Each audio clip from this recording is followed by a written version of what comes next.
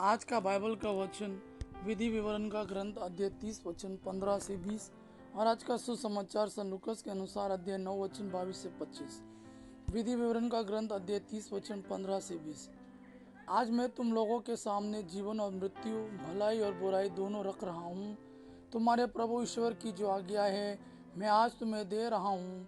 यदि तुम उनका पालन करोगे, यदि तुम अपने प्रभु ईश्वर को प्यार करोगे, उसके मार्ग पर चलोगे और उसकी आज्ञाओं, विधियों तथा नियमों का पालन करोगे तो जीवित रहोगे।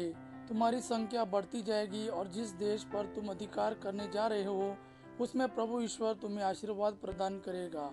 परंतु यदि तुम्हारा मन भटक जाएगा, यदि तुम नहीं सुनोगे और अन्य देवताओं की आराधना तथा सेवा के प्रलोभन में पड़ जाओगे, तो मैं आज तुम लोगों से कह देता हूँ कि तुम अवश्य ही नष्ट हो जाओगे और यर्दन नदी पार कर जिस देश पर अधिकार करने जा रहे हो वहाँ तुम बहुत समय तक नहीं रहने पाओगे। मैं आज तुम लोगों के विरुद्ध स्वर्ग और पृथ्वी को साक्षी बनाता हूँ। मैं तुम्हारे सामने जीवन और मृत्यु, भलाई और बुराई रख रहा हूँ। तुम लोग जीवन को चुन लो जिससे तुम और तुम्हारे वंशज जीवित रह सके। अपने प्रभु ईश्वर को प्यार करो, उसकी बात मानो और उसकी सेवा करते रहो।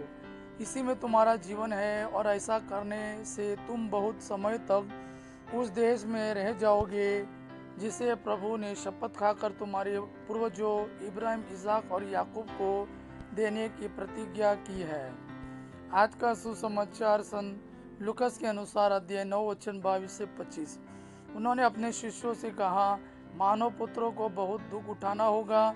नेताओं, महायाजकों और शास्त्रियों द्वारा ठुकराए जाना, मार डाला जाना और तीसरे दिन जी उठना होगा। इसके बाद ईसा ने सबों से कहा, जो मेरा अनुसरण करना चाहता है वो आत्मत्याग करे और प्रतिदिन अपना क्रूस उठाकर मेरे पीछे हो ले। क्योंकि जो अपना जीवन सुरक्षित रखना चाहता है वह उसे खो देता है, और जो मेरे कारण अपना जीवन खो देता है वह उसे सुरक्षित रखेगा।